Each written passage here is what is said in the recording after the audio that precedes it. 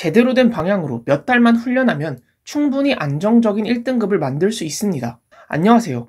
저는 17 수능 국어 100분위 98, 20년도 피셋 전국 200등으로 오늘은 25년 수능 국어 비문학 리뷰와 함께 제가 독해를 하는 사고 과정, 제 머릿속에서 일어나는 일을 처음부터 하나하나 말씀드리겠습니다. 일단 제가 국어를 풀어보며 느낀 총평은 수능 국어가 많이 내신과 유사해졌다 였습니다. 비문학 자체에 킬러 지문이나 킬러 문제가 있다기보다는 찌질하게 단어 하나를 변형하거나 생략해서 문제를 내는 것이 내신과 아주 유사하였습니다. 그리고 오히려 문학이 비문학보다 어렵게 느껴졌습니다. 사실 전체적으로 킬러 문제가 없는 대신에 아까 말씀드린 찌질한 문제처럼 변별력을 만들기 위한 문제가 골고루 분포되어 있어서 1등급 학생에게는 크게 힘든 시험은 아니었겠지만 오히려 2, 3등급 학생들에게 힘들었을 것 같습니다.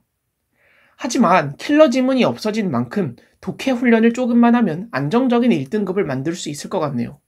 비문학 중 가장 어려웠다는 4에서 9번 개화 지문을 통해 한번 저의 사고를 보여드리도록 하겠습니다. 한 문장 한 문장에서 모든 정보를 뽑아내야 합니다. 차근차근 따라와 주세요. 서양의 과학과 기술, 천주교의 수용을 반대했던 이양로를 비롯한 척사파의 주장은 개양 이후에도 지속되었지만 개화는 거스를 수 없는 대세로 자리 잡았다. 계물성무와 화민성속의 앞글자를 딴 개화는 개양 이전에는 통치자의 통치행위로서 변화하는 세상에 대한 지식 확장과 피통치자에 대한 교화를 의미했다. 일단 첫 번째 문장에서 개양 이후에도 척사파가 서양의 과학과 기술, 천주교의 수용을 반대했지만 개화가 결국 자리 잡았다라는 말을 하고 있는데요. 이걸 통해서 개화가 바로 서양의 과학과 기술, 천주교의 수용이라는 것을 알 수 있고요. 이양로를 비롯한 척사파는 이것을 반대하는 사람들이라는 것을 알 수 있네요. 그리고 그 다음 문장에 개항 이전에는 이라는 걸 보면서 우리는 예상을 해야 합니다. 개항 이전의 개화의 의미에 대해 나왔으니 다음 문단 혹은 그 이후에는 개항 이후의 개화에 대한 의미가 나오겠구나. 여기서는 어떤 시계열적 흐름이 중요할 수 있겠구나 라는 생각을 하셔야 합니다. 그리고 나중에 개항 이전의 개화의 의미가 문제에 나오는 경우에 우리가 잘 찾아올 수 있도록 번호를 붙여두고 옆에 써놓음으로써 장치를 만들어야 합니다. 통치자의 통치행위로서 변화하는 세상에 대한 지식 확장과 피통치자에 대한 교화, 이렇게 두 가지이지요. 개양 이후 서양 문명에 대한 긍정적 인식이 확산되면서 서양 문명의 수용을 뜻하는 개화 개념이 자리 잡았다. 이모군란 이후 고종은 자강 정책을 추진하면서 반서양 정서의 교정을 위해 한성순보를 발간했다. 이 신문의 개화 개념은 서양 기술과 제도의 도입을 통한 인지의 발달과 풍속의 진보를 뜻했다. 이 개념에는 인민이 국가의 독립주권의 소중함을 깨닫는 의식의 변화가 내포되었고 통치자의 입장에서 수용 가능한 문명의 장점을 받아들여 국가의 진보를 달성한다는 의미도 담겼다. 엄청 어려워 보이지만 한 문장씩 뜯어서 봅시다. 첫 번째 문장은 무엇인가요? 결국 개화가 서양의 과학과 기술, 천주교의 수용이라는 앞에 있었던 첫 문장을 다시금 반복하고 있네요. 같은 문장일 뿐입니다. 그리고 그 다음 문장에서 반서양 정서의 교정을 한다고 했는데 교정을 한다는 거는 고치는 거잖아요. 결국 서양에 반대하는 정서가 잘못되었다라는 거고 고종도 한성순보를 통해 개화에 찬성했다는 것 같네요. 그리고 그 다음 문장에 서양 기술과 제도의 도입을 통한 인지의 발달 그리고 풍속의 진보라는 개양 이후의 개화의 의미에 대해 나와 있는데 여기서 말하는 인지의 발달이 뭐고 풍속의 진보가 무엇일까요? 잘 생각해보면 아까 위에서 말했던 변화하는 세상에 대한 지식 확장이라는 1번이 바로 여기서 말하는 인지의 발달이고 피통치자에 대한 교화가 바로 여기서 말하는 풍속의 진보임을 알 수 있습니다. 그냥 같은 말을 다른 단어로 바꿔서 표시한 것일 뿐 같은 의미를 내포하고 있기 때문에 우리가 새로운 개념으로 받아들이면 안 됩니다. 그냥 같은 표시를 해두면 되는 것이죠. 그러면 마지막 문장은 무엇일까요? 가장 어려운 말처럼 적혀있지만 결국 결론은 똑같습니다. 여기서 말하는 인민이 국가의 독립주권의 소중함을 깨닫는 의식의 변화라는 것이 인지의 발달이고 수용 가능한 문명의 장점을 받아들여 국가의 진보를 달성한다는 것이 바로 풍속의 진보입니다. 또 같은 말을 그냥 반복하고 있네요. 결국 이 문단까지 읽었을 때 개양 이전과 개양 이후의 개화의 의미에 대해 서술을 하고 있지만 남는 것은 1번과 2번이라는 것만 알 수 있습니다. 마지막 문단을 읽어봅시다.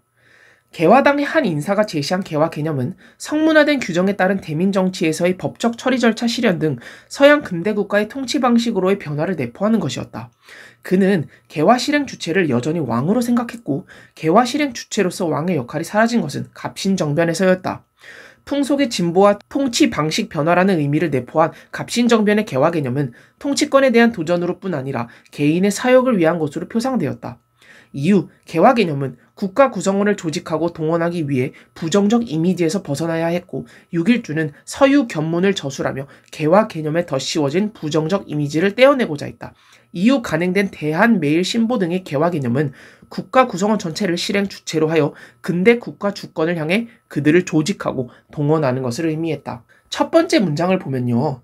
앞에서 제시했던 시 계열적 흐름에 따른 개화의 의미와 달리 그냥 개화당의 한 인사가 제시한 개화 개념을 제시하고 있어요. 서양 근대 국가의 통치 방식으로의 변화. 여기서 의문을 가져야 합니다. 갑자기 이걸 왜 줬지? 의문이 생긴다고 멈춰서 고민하기보다는 사실 뒤에서 어떤 연결을 주겠구나 라는 의문만 가지고 생각을 하면서 뒤를 읽어보면 되는 겁니다. 두 번째 문장을 보면 갑신정변에서였다 라고 하면서 시 계열적 흐름을 드디어 주고 있네요. 그렇기 때문에 매칭을 여기서 할 수 있습니다. 그리고 이 두 번째 문장이 아주 중요한 것이 개화 실행 주체가 여전히 왕이었지만 갑신정변 이후로 개화 실행 주체가 왕이 아니다 라고 하고 있는데요. 엄청난 변화가 생기고 있는 것이니 아주 중요한 부분입니다. 세 번째 문장을 보니 갑신정변의 개화 개념은 풍속의 진보와 통치 방식 변화라는 의미를 내포하고 있다고 하는데 이걸 딱 보니까 어떤 느낌인가요? 우리가 알고 있던 개양 이전 그리고 개양 이후의 개화의 개념과 그리고 이 첫 문장에 있는 개화의 개념 두 개가 섞인 느낌이에요. 아까 위에 있었던 풍속의 진보라는 2번 이 개념이 바로 여기 있고요. 그리고 통치 방식 변화라는 개화당의 한 인사가 제시한 개화 개념을 섞어서 제시하고 있는 것을 알 수 있습니다. 그리고 뒤를 보면 이런 갑신정변의 개화 개념이 통치권에 대한 도전으로뿐 아니라 개인의 사역을 위한 것으로 표상되었다라고 되어 있는데 이건 왜 그럴까요? 잘 생각해보면 아까 개화의 실행 주체가 왕에서 변화한다라고 했었죠. 그러니까 그걸 이렇게 부정적인 표현으로 써놨구나 납득하면 되는 겁니다. 이걸 보고서 이거 왜 이렇게 부정적으로 표시를 해놨지? 라고 생각한 사람과 그렇지 않은 사람은 엄청난 차이가 생깁니다. 다음 문장을 보면 부정적 이미지에서 벗어나야 했고 라고 해서 뒤를 보자마자 바로 알 수 있죠. 이 통치권에 대한 도전 그리고 개인의 사역이 부정적 이미지를 갖고 왔다는 것을요. 그리고 6.1준이라는 사람이 서유 견문을 통해 개화 개념에 덧씌워진 부정적 이미지를 떼어내고자 노력하는 것을 알 수 있네요. 그리고 마지막 문장을 보면 무엇을 알 수 있을까요? 더 이상 개화의 실행 주체가 왕이 아니게 되면서 부정적 이미지들이 생겼지만 그 실행 주체를 국가 구성원 전체로 설정함으로써 그러한 부정적 이미지를 씻어내고 있다 이런 느낌을 받을 수 있습니다. 이 마지막 문단까지 보면서 1번과 2번의 개화 개념을 반복하고 있었지만 결국 마지막에는 2번과 3번의 개화 개념으로 이동하였다라는 식의 느낌을 알 수 있고요. 이를 통해 부정적 이미지가 생겼지만 다양한 사람들이 개화의 개념을 국가 구성원 전체를 실행 주체로 함으로써 그 부정적 이미지를 없애려고 노력하고 있다라는 것을 알 수 있네요. 이런 식으로 4문단도 한번 읽어보시면 좋을 것 같습니다. 앞에 문단과의 연결성을 무조건 만들면서 읽으셔야 합니다. 이걸 보면서 느끼셨는지 모르겠는데 엄청나게 많은 사고 과정이 이루어지고 있습니다. 이것들을 현재 차근차근 하나하나 행동규칙으로 만들고 있는 중입니다. 유튜브 영상으로도 예시를 보여드릴 것이고 제가 곧 오픈할 이 기출체화반에서 체계화한 결과물과 체계화한 결과물과 이를 적용하는 과정을 전부 보여드리도록 하겠습니다. 9급 국어부터 NCS, 피셋 언어논리 리트 언어이해까지 2명의 멘토가 제대로 준비 중이니 저희 커리큘럼이 궁금하신 분들은 연락 주십시오. 감사합니다.